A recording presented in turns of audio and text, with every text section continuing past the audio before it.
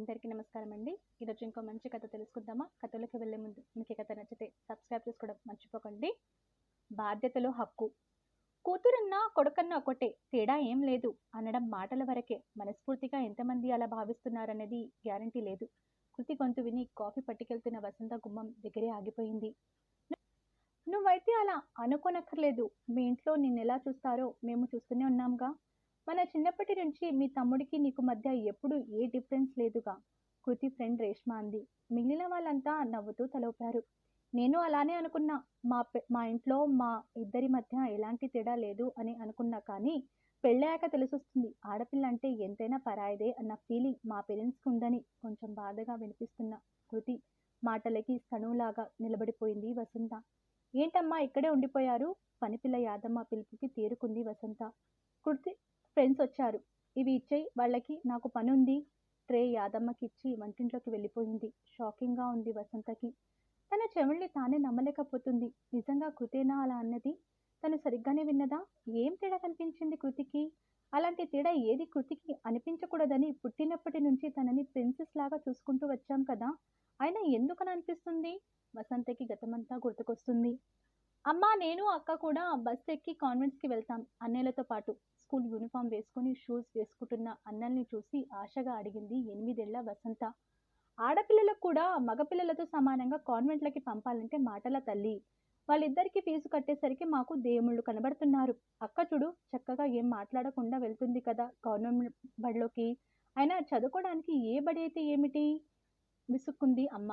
అయితే అన్నలిద్దరిని కూడా మాతో పాటు మా బడికి పంపు, చదువుకోవడానికి ఏదైతే ఏమన్నావుగా ఉక్రోషంగా అంది వసంత. వాళ్లతో మీకు పోలిక ఏమిటే? వాళ్ళు మగపిల్లలు, చదువుకొని ఉద్యోగాలు చేయాలి. మీరేం చేస్తారు? ఉద్యోగాలు చేయాలా ఊళ్ళెళ్ళాలా? త్వరగా అన్నలు తిని బయలుదేరండి. లలిత కంచాలు పెట్టు, పెద్ద కూతుర్ని పురామించింది వసంత వాళ్ళమ్మ. నాకు వేడి అన్నం కావాలి, ఈ సద్దన్నం మజ్జిగ వద్దు మొరాయించింది వసంత. దీనితో పెద్ద తలనొప్పి అయిపోయింది. అన్నింటికీ మగపిల్లలతో పోటీ. నోరు మూసుకొని తిను, లేకపోతే మానే. నేను మీ అమ్మలాగా సాగదీస్తూ కూర్చోను. లలిత అన్నలకి ఈ వేడి అన్నం పెట్టి పెరుగు వేయి. మీ ఇద్దరు సద్దనం తిని బయలుదేరండి. నానమ్మ అరుపుకి కిరుక్కుమనకుండా కంచం దగ్గర కూర్చుంది వసంత. అప్పుడే పెళ్లికి ఎందుకు ఒప్పుకున్నావక్క? ఇంకా చదివే పూర్తి కాకుండా నిశ్చితార్థానికి రెడీ అవుతున్న లలితని చూస్తూ అడిగింది వసంత. మంచి సంబంధం చేసుకోమన్నారుగా, ఇంకెందుకు ఇప్పుడు ఈ ఆలోచనలు? నిర్లిప్తంగా అంది లలిత. చెప్పొచ్చాగా అక్క, ఎంత మంచి మార్కులు వచ్చాయి నీకు. అన్నయ్య ఇంటర్లో తప్పినా మళ్ళీ నానా తంటలు పడి ఇంజనీరింగ్లో చేర్చారు. నీకు చాలా మంచి మార్కులు వచ్చాయి, సీటు వస్తుంది మంచి కాలేజ్లో, గట్టిగా అడుగు ఆవేశంగా అంటున్న 14 ఏళ్ల వసంతని జాలిగా చూసింది లలిత. పిచ్చిదాన, అడిగి లేదనిపించుకోవడం తప్ప చిన్నప్పటి నుంచి ఏదన్నా కోరుకున్నది దొరికిందా మనకి? ఆడపిల్ల అంటే బరువు, వీలైనంత ఈజీగా దించుకోవాలి అనుకుంటారు తల్లిదండ్రులు. ఆడపిల్ల పుట్టినప్పుడే పరాయిది అని ముద్ర వేసేస్తారు. చూస్తూనే ఉన్నావుగా చిన్నప్పటి నుంచి. తినే తిండి దగ్గర నుంచి మనకి అన్నలకి మధ్య తేడా. వాళ్ళ దృష్టిలో మనకి పెళ్లి చేసి పంపిస్తే ఏడాదికి ఒక్కసారి వచ్చిపోయే చుట్టాలం మాత్రమే మనం. అనవసరంగా గొడవ ఎందుకు? మనం పరాయి ఎలా అవుతామక్క? ఈ ఇల్లు మనది కూడా కదా. ఎలా అవుతుంది వసంత? అమ్మ వాళ్ళ దృష్టిలో మనం వేరే ఇంటి వాళ్ళం. వాళ్ళని తప్పు పట్టనక్కర్లేదు. లోకరీతిది.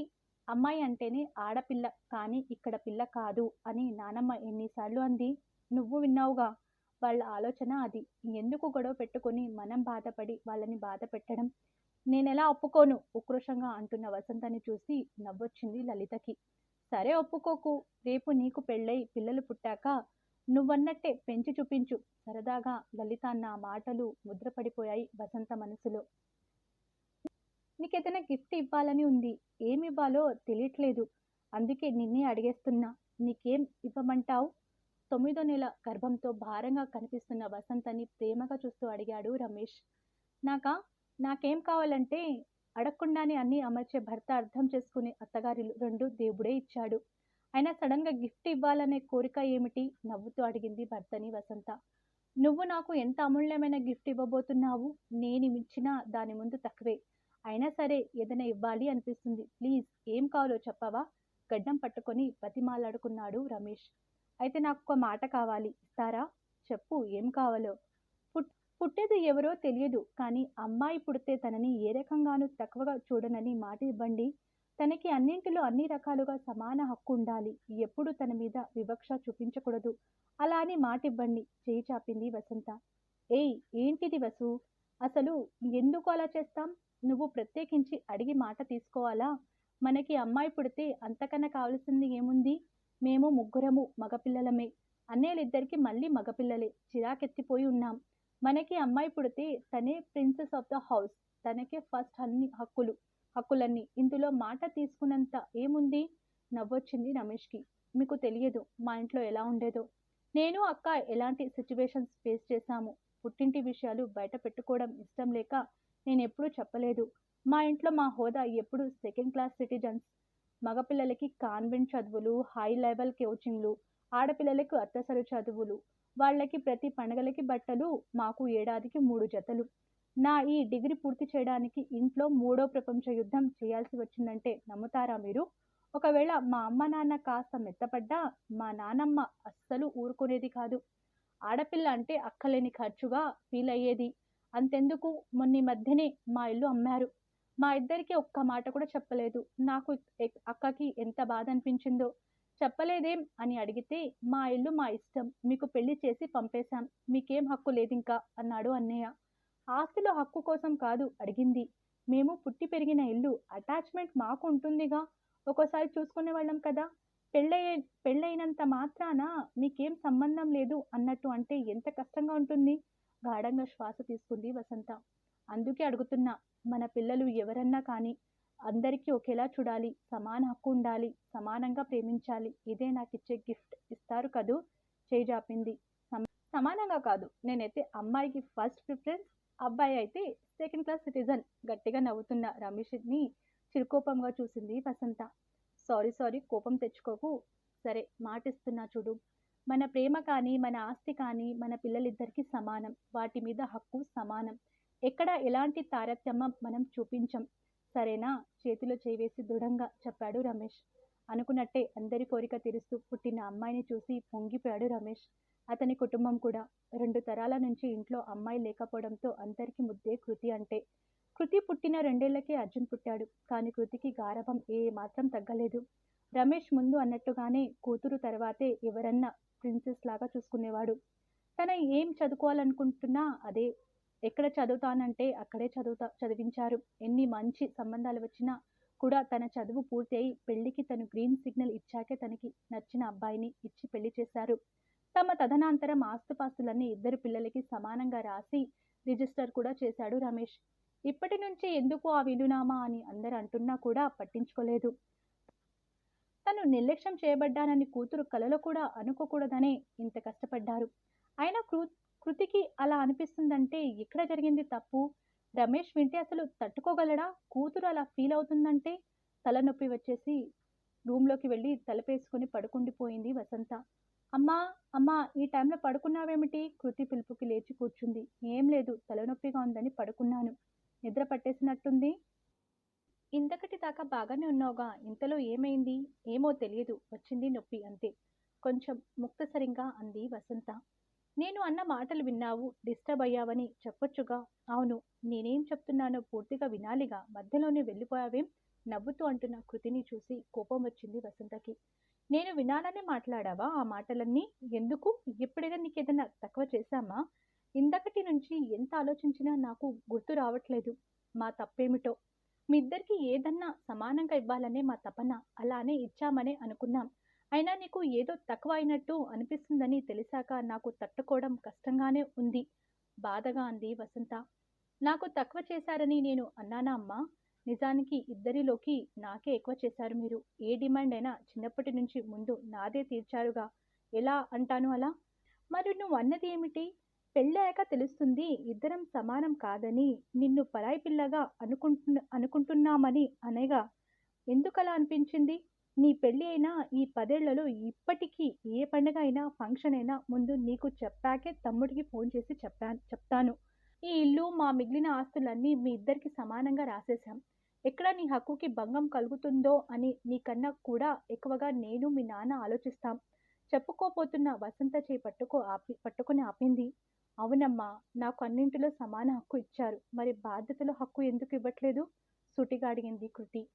బాధ్యతల హక్కు ఏమిటే? నాకు అర్థం కావట్లేదు. అన్ని రకాలుగా కొడుకు, కూతురు సమానమని మీరెన్న మీరన్నప్పుడు మీకేదన్నా అవసరం వస్తే నన్నెందుకు పక్కకి పెడుతున్నారు? ఇది ఎప్పటినుంచో అడగాలనుకుంటున్నా. కానీ మీరు బాధపడుతుంటారని అడగలేకపోయా. కానీ నాకు ఇది కరెక్ట్‌గా అనిపించట్లేదమ్మా. అందుకే నువ్వక్కడ ఉన్నావని చూసాకే ఇలా అన్నా. అయినా నా మనసులో ఉన్నది తెలియపరుద్దామని అలా మాట్లాడా. కానీ నువ్వు పూర్తిగా వినకుండానే వెళ్ళిపోయావు. ఏమంటున్నావు కృతి? ఏమిటి నీ బాధ? నాకు చెప్పడానికి అడ్డేమిటి చెప్పు? 2 నెలల క్రితం నాన్నకి హార్ట్ ఆపరేషన్ అయింది. నేను చెప్పాను మనీ సర్దుతానని. మీరేమన్నారు? మా దగ్గర ఉంది అక్కర్లేదని అన్నారు. కానీ తమ్ముడిని అడిగి తీసుకున్నారు. అవునా? లాస్ట్ ఇయర్ నువ్వు పడిపోయావు. 4 నెలల రెస్ట్ అంటే నేను ఎంత బతిమలాడాను నా దగ్గర వచ్చి ఉండమని. కాదు అని తమ్ముడి దగ్గరికి వెళ్లారు. చంటి పిల్లతో ఉంది నీ కోడలు. ఆ అమ్మాయికి ప్రాబ్లమ్ అవ్వదా? నా పిల్లలంటే పెద్దవాళ్ళయ్యారు. నా దగ్గరికి రావడానికి మీకేమిటి ప్రాబ్లమ్? ఇలాంటివి చాలా సార్లు జరిగాయి. నాకు అవసరమైనప్పుడు నా హక్కుగా మిమ్మల్ని ఎన్నిసార్లు పిలిచాను.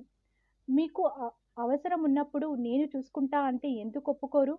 నా ఇల్లు మీకు పరాయిగా ఎందుకు అనిపిస్తుంది? కృతి ప్రశ్నకి జవాబేమీ ఇవ్వలేకపోయింది వసంత.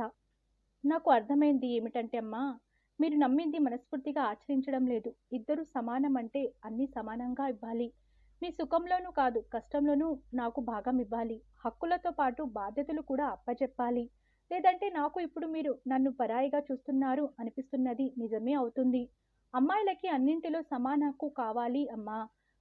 అలానే బాధ్యతలో కూడా సమాన హక్కు కావాలి. ఇందాక నా ఫ్రెండ్స్‌కి అయినా ఇదే చెప్పాను. ఇదంతా నువ్వు నాన్నకి చెప్తే సరే. లేకపోతే నేనే చెప్తాను. బాధ్యతలో నా హక్కు నాకు ఇమ్మని. నిజానికి సమానంగా కాదు, నాకు కొంచెం ఎక్కువగా ఇవ్వాలి. మొదటి నుంచి అలానే ఇచ్చారు కాబట్టి. నెమ్మదిగానే చెప్పిన, చాలా స్పష్టంగా చెప్పిన కృతి మాటలతో తమ ఆలోచనలో ఎక్కడో ఉన్న చిన్న తప్పును అర్థం చేసుకుంది వసంత. అందువల్ల కూతురు ఎంత హర్ట్ అయిందో అర్థమైంది. ఇంకెప్పుడు ఇలా జరగదు తల్లి. తెలియకుండానే నిన్ను బాధ పెట్టినందుకు సారీ. కానీ ఒకటి మాత్రం చెప్పాలి. అందరూ ఆస్తుల్లో హక్కు అడుగుతారు. కానీ బాధ్యతలో హక్కు అడుగుతున్నావు చూడు. నిన్ను చూస్తుంటే గర్వంగా ఉంది. నీలానే అందరూ ఆడపిల్లలు ఉంటే ఎవరు కూతుర్ని తక్కువగా చూడరు, వద్దనుకోరు. ముద్దు పెట్టుకుంది కూతుర్ని. అందరు కూతుళ్ళు నాలాగా ఉండాలి అంటే అందరి తల్లిదండ్రులు మీలాగా ఉండాలి కదమ్మా.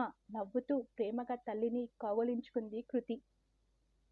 మీకు ఈ కథ నచ్చితే లైక్ చేయండి, షేర్ చేయండి. మరిన్ని మంచి కథల కోసం మన ఛానల్ని సబ్స్క్రైబ్ చేసుకోండి. ఇంత మంచి కథ అందించిన పూర్ణిమ పెమ్మరాజు గారికి ధన్యవాదాలు తెలుపుకుంటూ, మీ అందరికీ ధన్యవాదాలు తెలుపుకుంటూ మరో కథతో కలుద్దామా మరి.